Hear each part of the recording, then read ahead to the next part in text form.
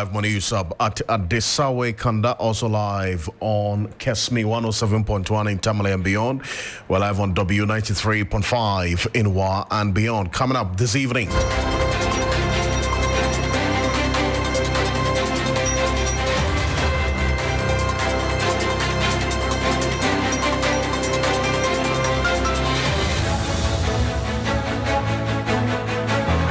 We'll take you straight to Parliament, where majority and minority members in Parliament oppose the Electoral Commission's decision to discontinue the use of indelible ink during national elections. Also, scarce resources impede fight against female genital mutilation. We'll give you details of this latest report that sends quite worrying signals going forward. Also, in Parliament, the new standing orders in Parliament require that members of Parliament recite the National Pledge and undergo a roll call at every sitting of Parliament.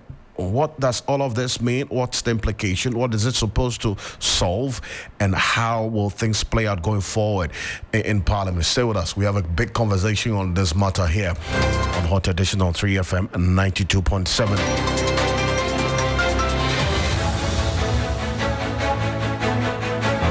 We have the latest as well on the clashes in the Bipong that's led to the death of two persons, and we'll hear from the regional minister who's been recounting exactly the briefing he has received from the Regional Security Council and matters arising as well. All these plus the latest in business, sports and entertainment coming up for the next 60 minutes here on Hot Edition on 3FM 92.7. Remember, we're streaming live on Facebook and X on at 3FM 927. You can log on and join in the conversation. Let's hear from you. I am Alfred, Ocansey. Parliament is also piling up pressure on the Electoral Commission, but we'll get there shortly and give you some quick updates on what happened in Parliament earlier today, and then also matters arising. The Inspector General of Police, Dr. George Akufo-Dampare, is expected to visit the Bipong township following violent clashes yesterday. The clashes have left two persons dead with several others injured. It will be recalled that on Monday, February 5, a confrontation ensued between some police officers and agitated crowd in the Kweu South municipality of the Eastern region. The incident happened at the Chief's Palace, where the police were attempting to rescue a suspect accused of murdering two people in a Dumasu, that's a farming community in the Kweu South area. Now, the police station followed. We understand the attempts by members of the community to mete out the instant justice on an alleged suspect who is accused of raping a 45-year-old woman and killing her afterwards, and also inflicting some gunshot wounds on some eyewitnesses to that incident. But let's cross over to my colleague Yvonne Nikwe, who has been following this quite closely, to give us a quick update on this. Yvonne, has the IGP arrived at the place as yet? Alfred, the IGP is still not here, but who we have received in this committee this evening is the head of the Regional Security Council, who doubles as the regional minister, Steph Kwame Ekampo.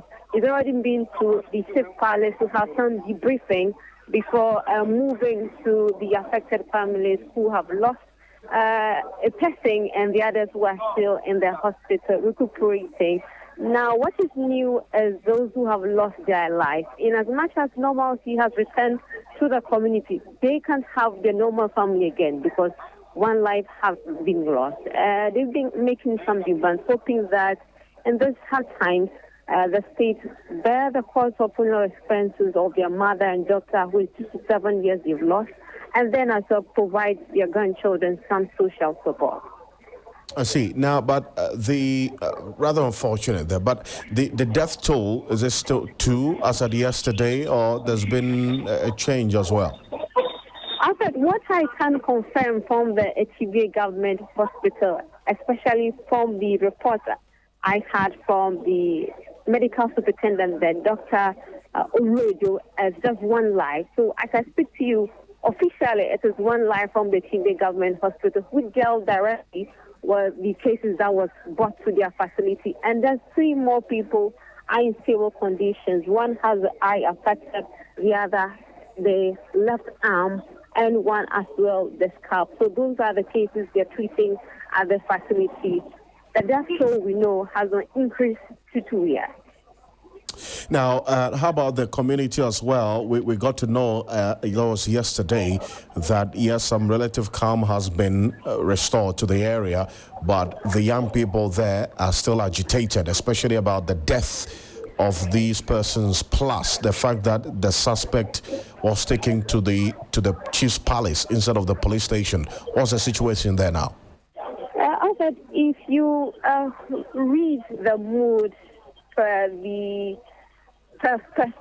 psychology and sociology we learned in school, it's still not what we could call a very, very calm one. Because yes, a life has been lost. There are other people who in police custody, and so you could feel that atmosphere of a bit of pain and grief for a number of them here.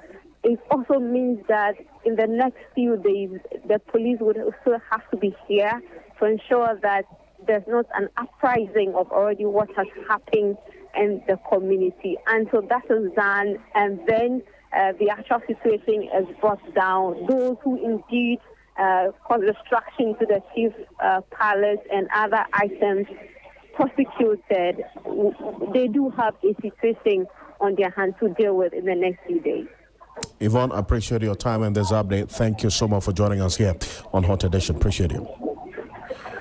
Yvonne Nikwe is our Eastern Regional Correspondent, giving us updates on this rather unfortunate incident that's led to the death of at least, now we do know, 2 people have been confirmed dead after the clashes between some young people and the Ghana police personnel in that part of the Kweu South municipality, where we do know that after the clashes, some 3 police officers have been admitted as well, sustaining various degree of injury as a result of that clash that left 2 persons dead and several others injured. There's a suspect who is being held by the Ghana Police Service as we speak. The concerns that were raised by the youth was the decision by the police to take the suspect to the palace of the chief instead of the police station. I engaged the Eastern Regional Minister, Seth Kwame Champong, who is also the chair of the Regional Security Council, to find out the briefing that he has received as the chair of the Regional Security Council on this matter. Has given me an initial brief on the happenings of Ocansey municipality, particularly Pipon Town. I see, but are you able to share the details of the briefing that you received from the Ghana Police Service? Okay, thank you very much. What it is that apparently there's been an alleged murder, and so corporate who everybody believes is the murderer in respect of the allegation was found, and instead of sending the person to the mandated law enforcement agency, the Ghana Police Service, they rather sent the fellow to the palace, and that ended up becoming another matter. So the misunderstanding started from there. Unfortunately, the police came in to intervene upon realizing that the matter was getting out of hand. They called upon the police. The police came in.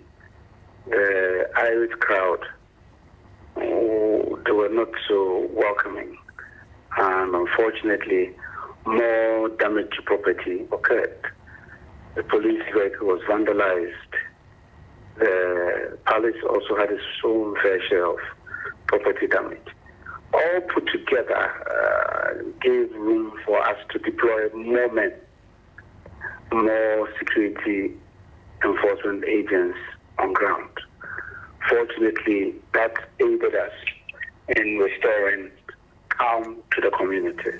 As we speak, people have started going about their normal duties. Those evening traders who sell by the roadside and all that have started, and we're beginning to see signs of normalcy. So in a nutshell, this is what really occurred. However, I must commend the Ghana Police Service for their prompt response in respect of this matter when news broke to them, and they were very much on point, and I must admit, a high level of professionalism exhibited. I see. So far, I am impressed, and I want to encourage them to continue to help us have some stability and some peace and harmony within the Beton Township.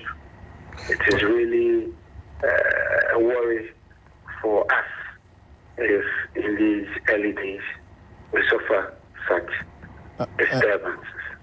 And we understand that one person has been confirmed dead as a result of these clashes. Do you have that information? We are still counting on a full draft from the Ghana Police Service. We've heard of some casualties, but the actual numbers have not been confirmed yet. We're waiting for the medical team to confirm, so post-autopsy and all that. So we are just waiting for the police service to give us the report. The initial brief we were giving. However, you understand that it is still work in progress, and we wouldn't want to rush in confirming numbers. However, in essence, at the end of it all, we will give a full report to everybody. But I'm praying that we don't hear of such allegations anymore. I see. Now, but the police statement captures the arrest of this alleged rape and murder suspect. And one Kwesinyako, that's the name they gave.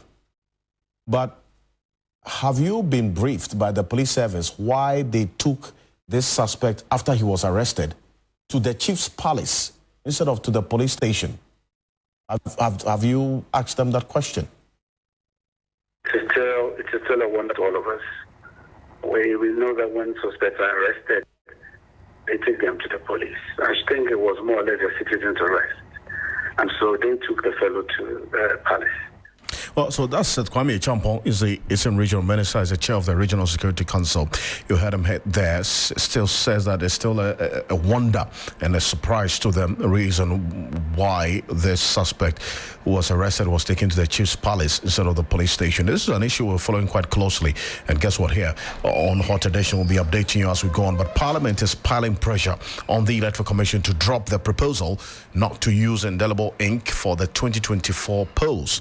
The majority and minority leaders reiterated this position during the opening sitting of the new session of Parliament. The minority leader, Dr. Kesela Tuforsing, noted that the minority will not accept any move by the Electoral Commission to stop using indelible ink during elections, adding that the ink adds another layer of integrity to the elections by ensuring that voters are visibly, transparently, and physically verified in addition to biometric verification.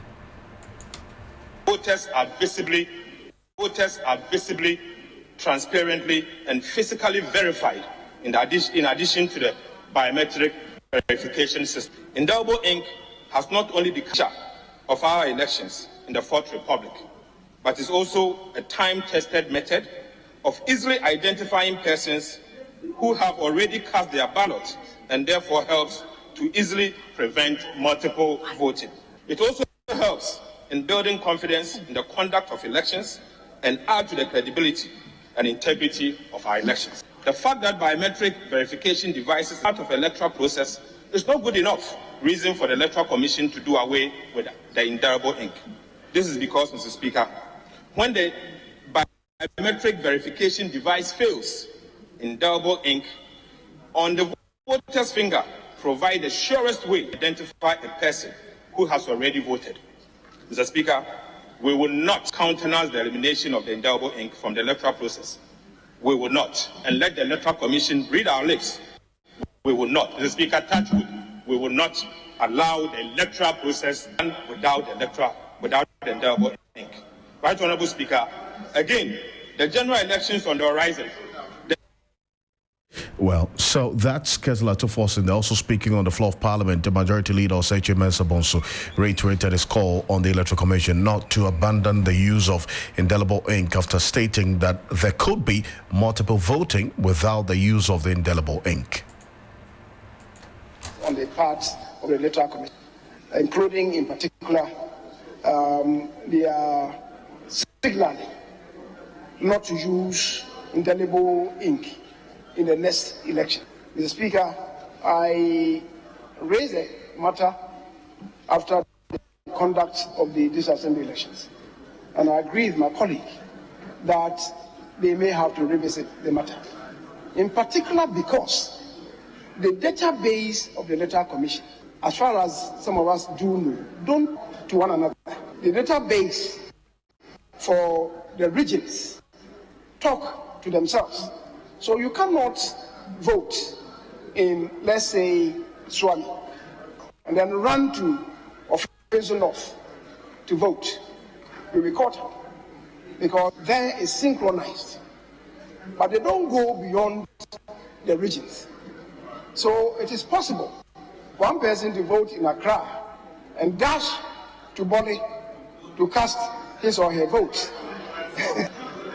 So, Mr. Speaker, to that extent, to the extent that the database is not talking to, in the various regions are not talking to themselves, it's important that we further guarantee preventing abuse of the system by resorting to the use of indelible ink. In the course of the MPP elections, the indelible ink was applied. What, however, I saw was that the ink that was applied was not fast enough. You could easily rub it. So we are appealing to the Electoral Commission to reintroduce it and also ensure that the ink that they apply is very fast. Well, that's Osache Mensah-Bonsu, Majority Leader there. Meanwhile, the Parliament resumed sitting today for the 8th session with new standing orders expected to take effect. My colleague and our Chief Parliamentary Correspondent, Duke Mensah-Poko, is with me in studio. Duke, it's good to have you as always. So let's get into the new standing orders, because that's what has generated a lot of conversation. What's in there? What are some of the highlights in there? We obviously cannot run through all of them. There is a complete overhaul of the committee system in Parliament. Of course, you have some of the old committees still there. You have your local government committee, you have your education committee, you have your health committee. But there are a number of changes. For instance, there is a Ways and Means committee. Now, what that Ways and Means committee is supposed to do will be to act like a supervisory committee, determine allocations, resources to the various committees. So it will be chaired by the deputy majority leader and then deputized by the deputy minority leader, and it will serve as some form of a supervisory body for all the committees. There is the Committee on Human Rights. There is a full committee on private members' bills and motions. I see. The Finance Committee has been divided into about 4. So there's a Finance Committee, there's a Committee on Economy and Development, there's a Committee on Planning, and then there's a Committee on Budgets. I see. Yes. But all those functions were under the previous Finance Previously, Committee. It was just Finance. Finance Committee will do everything. So for now, when it comes to appropriations, it will just be the Committee on Budget that will be considering it. When it comes to bills that are presented to the House, will be the fiscal and economic impact? That will be considered by the Committee on Economy and Development. When it comes to discussing issues relating to development plans, directive principles of state policy, all those things will now fall under the mandate of the Committee on Planning. The committee numbers have also been reduced from 25 to 13, and then in the case of the Ways and Means Committee, it's a 9-member committee. Right. So they have had to rejig all the composition of the various committees. Another interesting addition, for instance, now is the fact that the heads of independent constitutional bodies can be hauled before Parliament. So the head of SRAJ, head of Electoral Commission, NCCE, Auditor General, all of them can be hauled before Parliament to come and answer questions in and of themselves and in and of their own. So, for instance, if the minority or any member of Parliament has an issue with the conduct of say, an audit or want a private audit occasioned into, or a public audit essentially, occasioned into the activities of a particular agency, he may want to haul the Auditor General to the floor of Parliament to explain probably why he's not done that or he's not taking this action. Electoral Commission, previously they used to come, but now it used to be at the instigation of the entire Parliament. And now a member of Parliament, any member of Parliament at all, can file a question to the Electoral Commissioner to come onto the floor of Parliament to come and answer questions relating to a certain matter. Interesting, yes. Another one is which generating a lot of buzz and hilariousness or hilarity on social media. Now MPs every week have to recite the National Pledge. And what's the objective behind that? Really? What is supposed to do? Parliament, before Parliament starts sitting, they pray. There's a prayer that is recited. A very, very powerful prayer in terms of the words. If you listen to the words in the prayer, very, very powerful. The one who wrote it actually, did a lot of introspection. But obviously, so after that, then they have to take a roll call. So today it took about 25 to 30 minutes to mention each and every member of Parliament's name. But after that, MPs were complaining that it's not sustainable. So what the Speaker has said is that what they are going to do now, going forward, when all their systems are set, is to have a clock-in system. So that if you come in immediately as a member of Parliament, you clock in. So by the time he sits, he checks the interface of the clock-in system. Maybe 45 people have clocked in so far. Maybe 25 are already seated or 45 are seated. We have a quorum. Let's begin business. He checks the clock-in.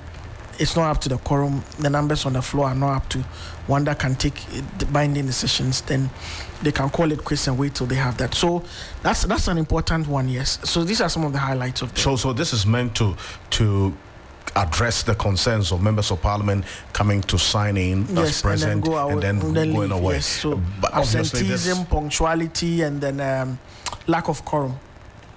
But this is clearly not sustainable, and that was made clear in Parliament today, and that's why the Speaker is considering other ways of so the system this. They want to have a clock-in system that would make it much more, because you can't spend 45, 30, 25, 30, 35 minutes every day calling up people's names in the name of a roll call. Because what used to happen is previously is that MPs come, they go to the mails room, they sign.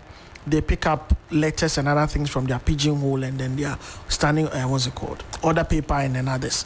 But now you have to come onto the floor of the Parliament and respond to your name, being called out to show that indeed you are in the House. If not, later on, you have to get yourself rectified with the clerks that maybe you were not in when the register was called out. But this electronic system, which is the clocking system, which has been installed already in Parliament for parliamentary service staff. So parliamentary service staff now, there's a clocking system, just like we have here at Media General.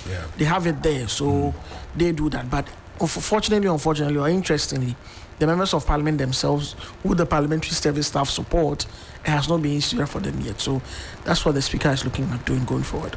Interesting. We'll see how things play out, as always. And Duke Mensah-Poku is a parliamentary affairs correspondent joining us here on Hot Edition. Let's stay a bit further on this matter because Professor David Abdullahi is joining us as a senior governance advisor at the Africa Parliamentary Affairs. Professor David Abdullahi, good evening. Thank you very much for joining us here on Hot Edition. Hello? Good evening. Can you hear me, sir? Yeah, I can hear you. Great. How are you? I'm well, thank you. And Happy New Year. Many happy returns. Thanks for asking. Appreciate it. Yeah. So now these new standing orders and some measures have been put in place in Parliament to improve the impact of Parliament's work. It's now a subject of conversation because, for instance, as part of the new standing orders, there has to be a roll call. Yes. The names of all members of Parliament mentioned, those who are present would have to respond to their names present, those who are absent, duly recorded, and it will probably take 30 to 45 minutes. Today it's been established that after the first day, it is not sustainable. So the Speaker of Parliament is looking at other electronic ways of doing what was done today physically. Now, what's your take on this? My take is that it's sustainable in this 21st century with technology.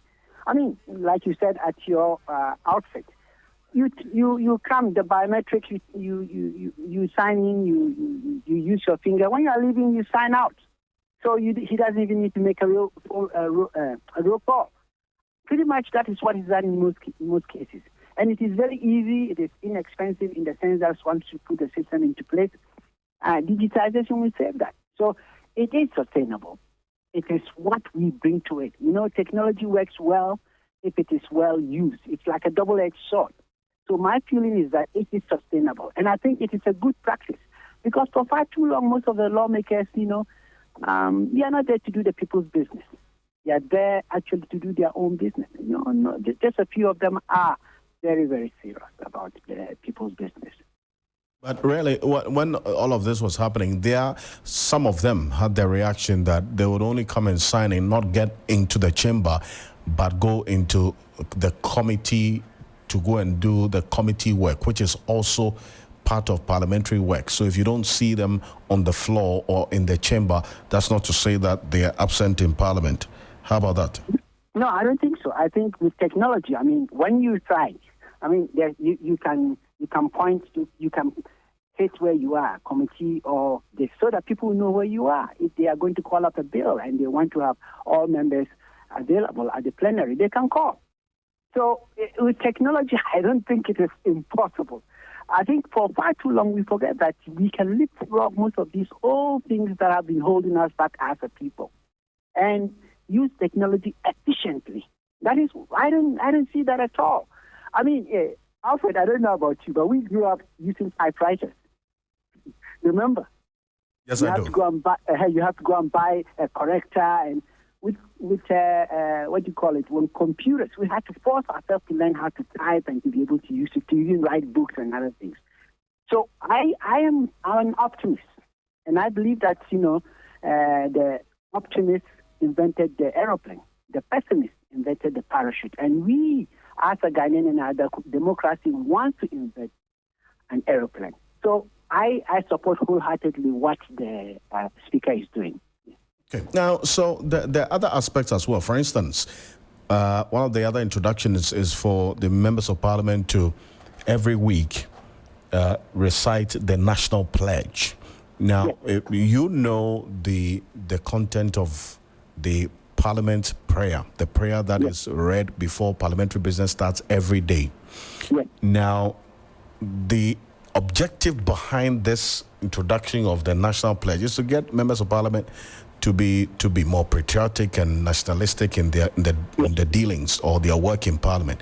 If the prayer that they read, as powerful as it is in the words, does not make much of a difference in parliament's work, how much of an impact will the national pledge make? First of all, Alfred, I am surprised. Patriotism. I have been to countries where people cry when their national anthem is even sung. In the United States, I've seen people who, anytime they even strike the Star-Spangled Banner, you see a lot of people with emotion. We have lost that.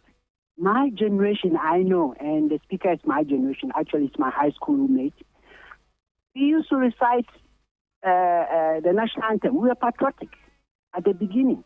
But right now, I don't see anything wrong. If they don't want to recite it, they can just play the item itself, or they can have it recited.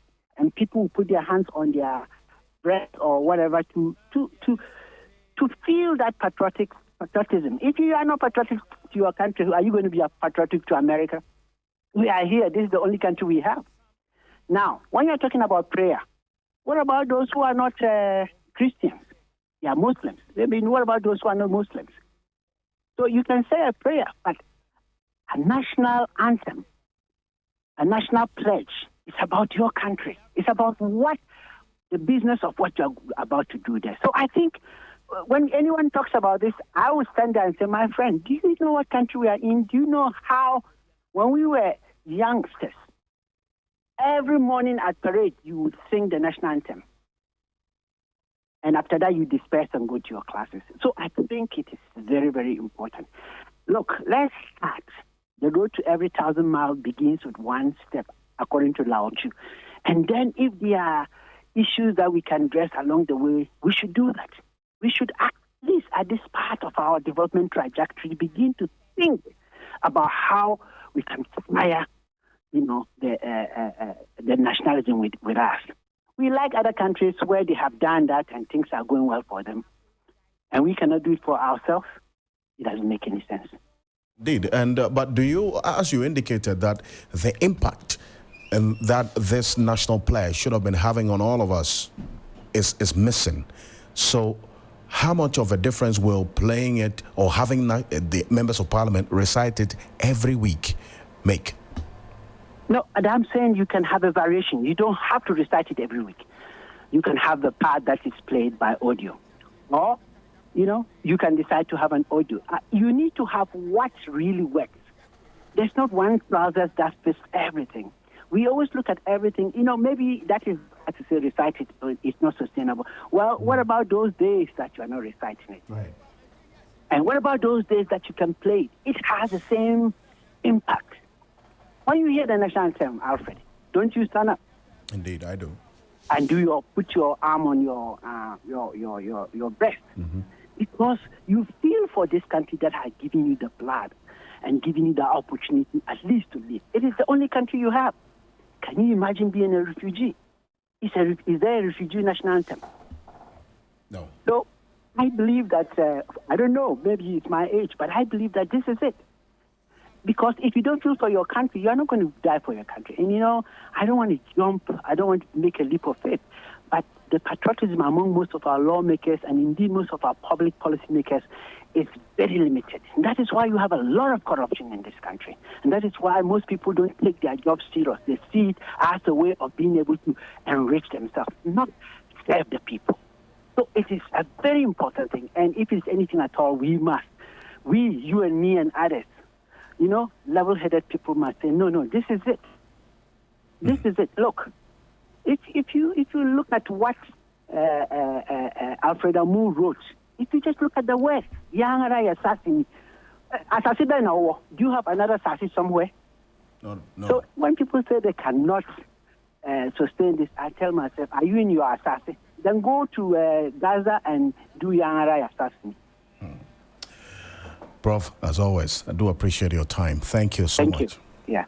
Bye-bye. Professor David Abdullahi is the senior governance advisor at the African Parliamentary Affairs, connecting with us here on Hot Edition on 3FM92.7. If you're joining us, starting from February 6, that's today, parliamentary sessions will kick off with the recitation of the National Pledge, signifying the implementation of the new standing orders. Now, this significant amendment in the new standing orders mandates heads of institutions to personally appear before Parliament to address inquiries pertaining to their agencies, a departure from the previous protocol where ministers of state could represent them during questioning. Under this updated framework, members of Parliament will undergo a roll call and engage in reciting the National Pledge at the commencement of proceedings in Parliament. Every sitting, MPs are going to be asked to recite the National Pledge, and that's what we've been having a conversation on. Deputy Minority Whip Ahmed Ibrahim has also been speaking to the media on what these new standing orders mean for parliamentary conduct. Every parliament has standing orders. So when I went there, they were on the 9th or 10th standing orders. By Ghana, the case is different. We had our first standing orders in 1993 when the first parliament of the Fourth Republic started. From 1993 to 2000, after practicing it for about 2 terms, they saw the need to change it. And therefore, in November 2000, the standing orders of the Parliament of Ghana were changed. Then from November 2000 to date, we've been practicing with the old standing orders, and that is from 2000 November to 2024, which is about 24 years. So you could see that sometimes some cases we send them to court, then court will give directives, you have to change this is unconstitutional, this has to be in conformity with the Constitution. Yes, standing orders are derived from the Constitution, because the Constitution is the supreme law of the land. So clearly, as the father of the Fourth Republican Parliament, Speaker Kingsford Aban Sumana Bagbe, who has seen it all, from the backbench to a ranking member, to a committee chair, to a minority leader, to a majority leader, to a deputy speaker, to speaker. He has seen the need to be able to rectify, together with the leader of the House, Honorable Chairman Sabonsu. He has been in Parliament from 1997 to date. And it is good we benefit from the institutional memory and the expertise of key personalities like them. So they saw the need to change the new standing orders to be able to close the gaps that existed in the old standing orders. And that is what has brought about the new standing orders which are going to be implemented today. So if you check carefully, the new standing orders, a copy of that is what I'm holding here. Yeah. The printed version is going to be given. This is the draft one. The printed version is going to be given to all members of parliament, and it is dated 2nd January 2024. So after that, there's a procedure that is going to be followed.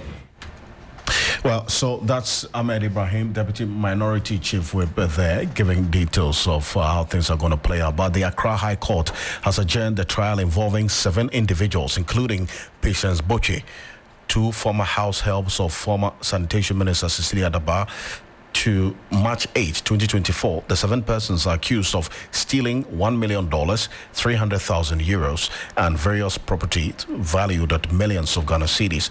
The adjournment follows the late arrival of the defense and accused lawyers for the case management conference. Both the defense and prosecution lawyers did not arrive in court until Justice Mary-Louise Simmons had adjourned the case to March 8, 2024. Now, before the adjournment, the counsel for the accused, Basita Dams, raised concerns that though his clients had been able to satisfy the bail conditions outlined by the court in a previous ruling, the investigator had failed to release his clients.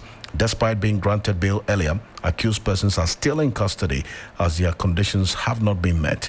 The court will conduct a case management conference at the next hearing when the accused persons appear before it for the 4th time. On the 28th of December 2023, Justice Mary-Louise Simmons granted state prosecutors the final opportunity to file their witness statements and disclose before today's court hearing. In fact, that does not happen because both the defense and accused lawyers did not appear in court early. Yeah, that's what's led to the adjournment of this Cecilia Dapa case to March 8, 2024.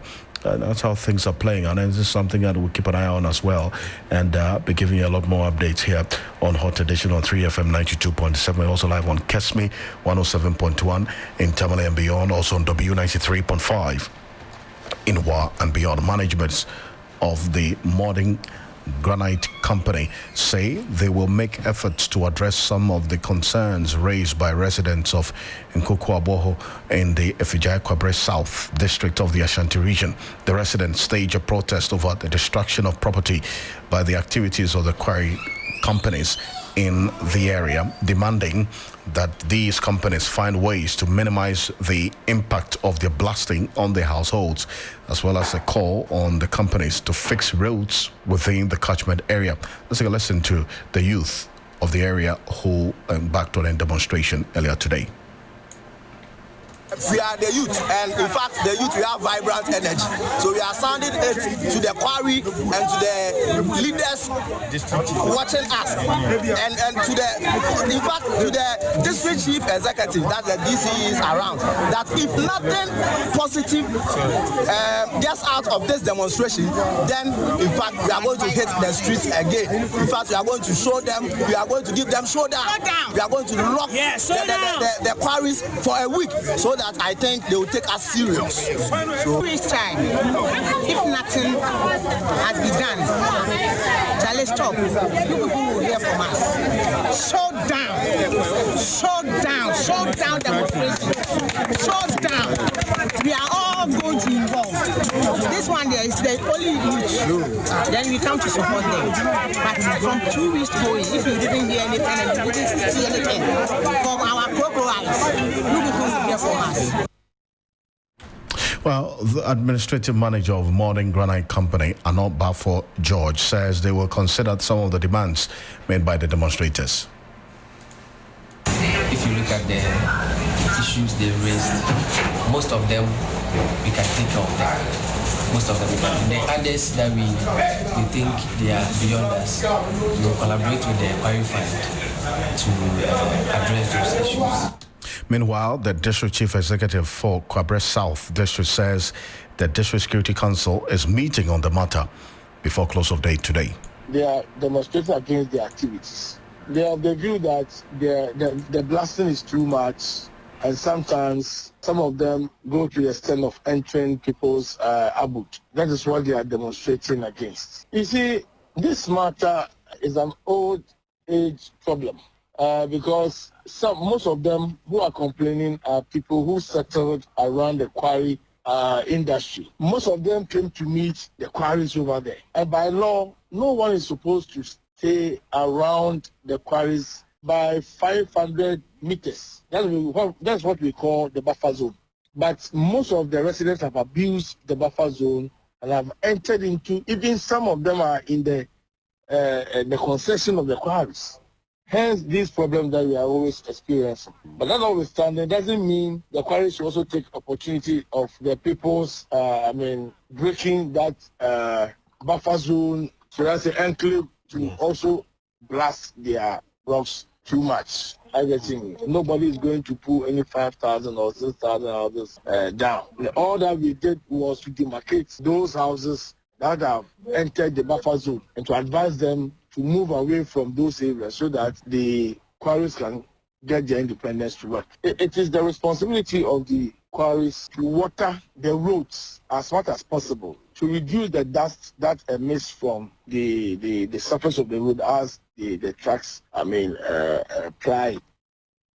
As a district chief executive there, so live here on Hot Edition on 3FM 92.7, and some very strong words and some matters arising. The Boko Joint Task Force Commander Colonel also Appiah has issued a stern warning to the youth leadership of the Mamprussi and Kusashi factions in the Boko conflict against the dissemination of hate speech containing audio messages in a bid to quell rising tensions in Boko.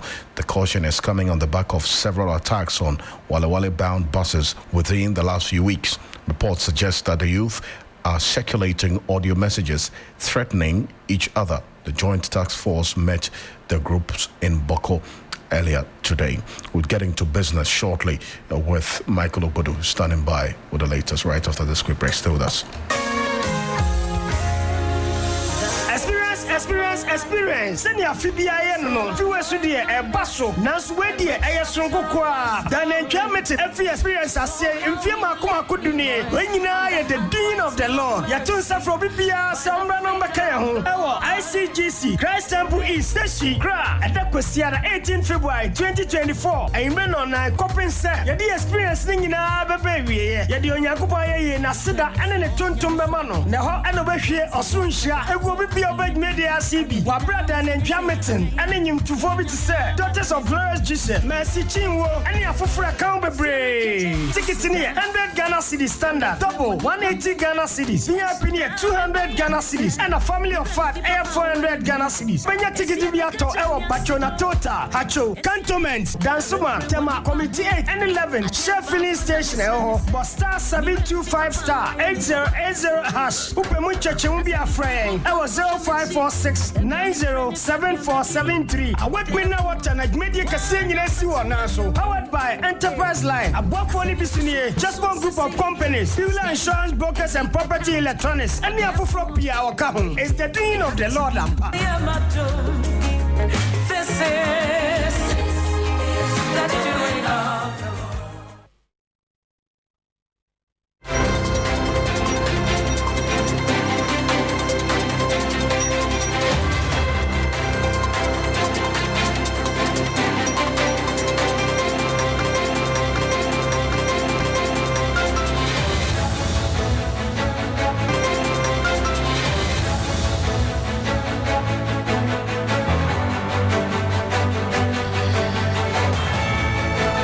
Hello there, good evening. Welcome to the business segment here on Hot Edition. I am Michael Obodu. Coming up, government encouraged to take into consideration the plight of Ghanaians as it adheres to the IMF conditionalities. We'll hear from economist Dr. Sahad Idrisu shortly. Stay with us.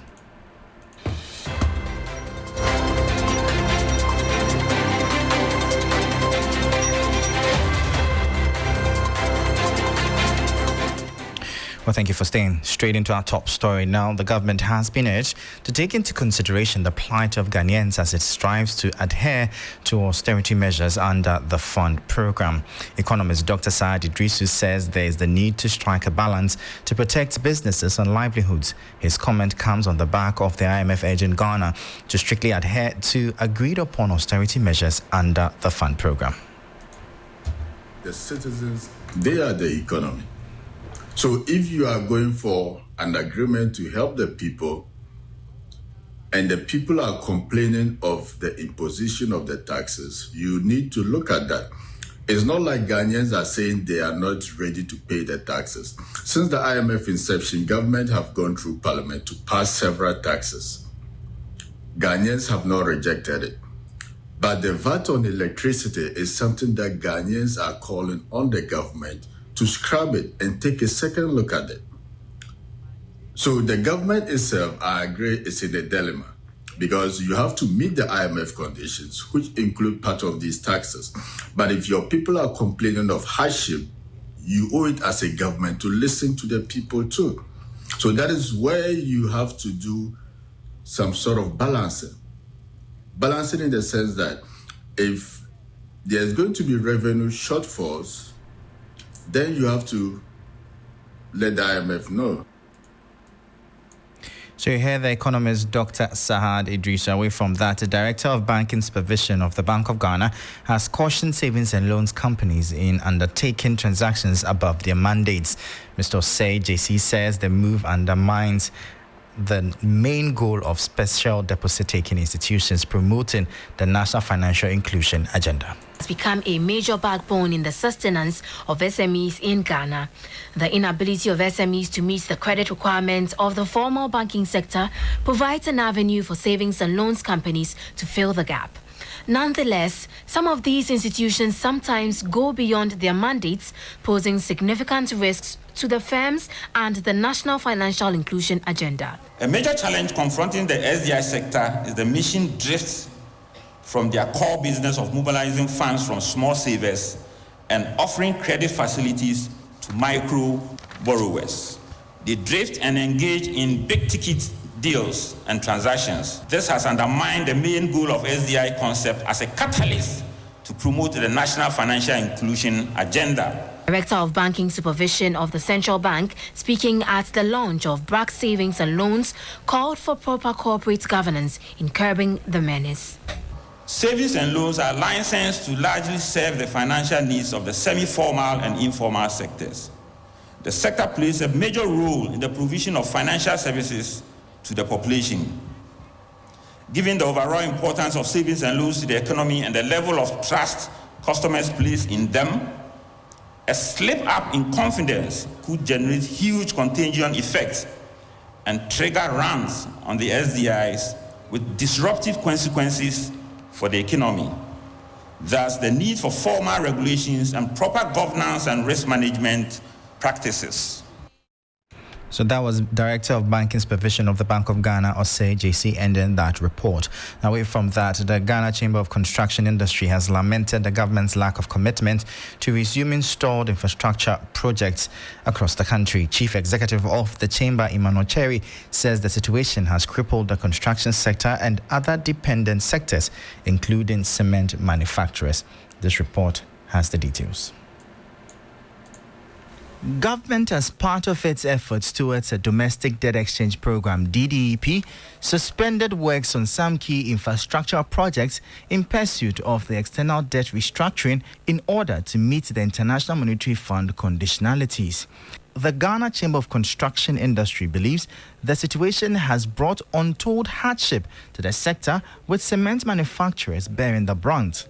If contractors have moved from sites and then they are no longer working, that tells you that they may not go into the market to purchase cement and its associated products, iron rods, and then what have you. As long as construction have moved from site, manufacturing sector will definitely suffer.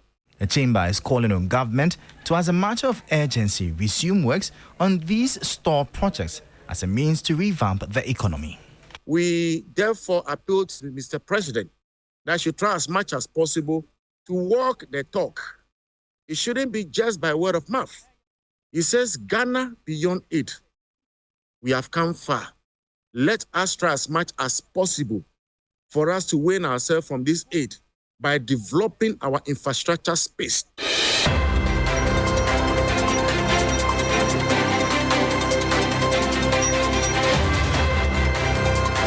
So that was CEO of the Ghana Chamber of Construction Industry, Emmanuel Cherry, bringing an end to the business segment here on Hot Edition. For more business stories, please check out our website. It's 3news.com/business. I am Michael Obudu. Thank you for listening. As always, please stay safe. Up next, the sports, and Billy is all geared up for you. Stay tuned.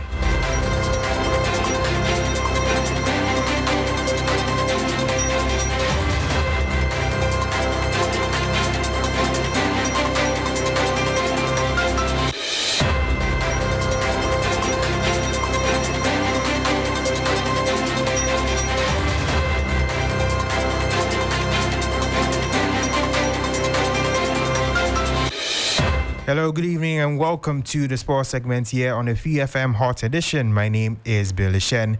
Let's start off from a sad note, because today marks exactly 1 year since the tragic and untimely death of former Black Star winger Christian Atsu. The winger, who was plying his trade in the Turkish league for Hatayspor, tragically lost his life in the Turkey-Syria earthquake, which occurred in 2023. His death sends shockwaves across the world. Emmanuel Andam has more in this report. Many remember Christian Atsu as that electrifying winger with an exceptional dribbling ability and ball control, which he showcased during his playing days for clubs such as Chelsea and Newcastle. But the best memories of the winger came in a Black Star shirt, with a total of 65 caps from 2012 to 2019 and a memorable 2015 African Cup of Nations performance, in which he not only helped the Black Stars finish as runners-up, but also won the Player of the Tournament and Goal of the Tournament. It was a bit of fresh air for us, and particularly when we had missed at the field for a long. So the AFCON that was held in the Equatorial Guinea, not a lot of players out for Ghana. I was expecting more than it did. Some players go through different patches, so as for his demise, I'm sure he could have bounced back. So anytime that he touched the ball, you knew Ghana something was going to happen. It was no surprise that he was the player of the tournament, scored special goals, created very good chances, was dribbling through people. He was in his prime and pump at the time, and that for me is my fondest memory of him. Christian Atsu will certainly go down in history as one of Ghana's finest ever players. Christian Atsu wasn't just a footballer. He was a philanthropist, a man who cared about the less privileged and was a beacon of hope for many. His legacy lives on, and there are many who still live on today with the memory of the footballer. Christian Atsu's legacy definitely lives on. Now let's move on to the African Games because Team Ghana has been camping ahead of the African Games since mid-January in Cape Coast, with 10 disciplines training in earnest in the competition. A 14-man medical team has been with the team since the start of their camping. The lead of the team, Dr. Papa Kojo Mbro, explains the reasoning behind this arrangement. Since Team Ghana started camping at the Cape Coast Stadium ahead of the 2023 African Games, there's always been a background, the medical team, who have been coming in their ambulance to watch the players train. Now, the 14-man team, which consists of psychologists, nurses, emergency specialists, and a dietitian, have always been watching the players train from dawn to dusk and follow them to their hotels to actually watch them on a 24-hour period. Now, there will be more on this report on News 360 at 7:40 p.m. That brings an end to the sports segment here on 3FM Hot Edition. My name is Billy Shen. Up next is entertainment with Akofa.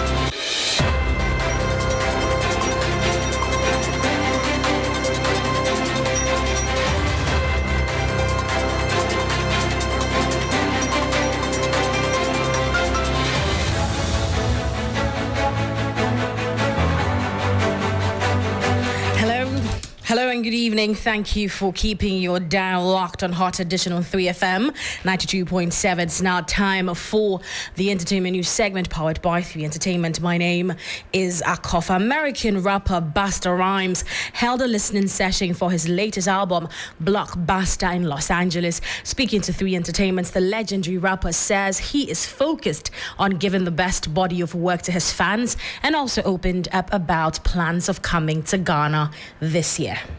Hello, Busta Rhymes. Happy New Year. Happy New Year. How you doing? Great. Well, I can tell because, of course, we're celebrating you tonight. Thank you. And it's all about that new album. Congratulations. Thank you. How do you feel about it? I feel amazing. Yeah? It's beautiful. The energy is blessed. I'm just super happy that the people are receiving it in the way that they are. Yeah. And I'm even more happy that the people are coming out to show their love. Well, why did you call this Blockbuster? I know that the last time you released a long play was in 2020. I know you released an EP in 2022 as well. But this will be another long play that you've released. It's like a whole 1 hour, right? I wouldn't say that. I would say we release the music when we feel like the body of work is complete. Okay. So I don't really worry about time. I focus more on the body of work. Okay. Making sure that what I'm going to share with the people is something that I'm proud of. And I don't lose sleep at night knowing, regardless what the outcome is, I did everything that I was supposed to do. Well, I know you were in Ghana in 2009. Yes. And I'm just wondering, I'm sure a lot of Ghanaians are wondering, when are you coming back to Ghana and featuring an artist from Ghana? I was actually going to come to Ghana last year during the holiday season, Christmas. Mm-hmm. Dave Chappelle was trying to bring me Yes. at a random moment, but I had already had a commitment. I'm not trying to miss it this year. So you're coming to Ghana for real this year, I'm not 2024. going to promise, but that's the goal. And before I go, exciting news for music lovers in Africa. The globally acclaimed Rolling Loud Festival might be making its way to the continent this year. Co-founder of the festival, Tariq Sharif, dropped hints during an exclusive chat with Ghanaian events and nightlife blog Black Falter. Now, in the interview, Sharif mentioned plans for a potential African edition with Ghana, Nigeria, or South Africa in the spotlight as potential host. Founded in 2015, Rolling Loud is a popular hip-hop music festival that takes place across the globe in Asia, North America, South America, Europe, and in Australia. Well, that's how we bring an end to the entertainment news here on Hot Edition, powered by 3 Entertainment. My name is Akofa. Thank you for listening. The 3FM Drive continues.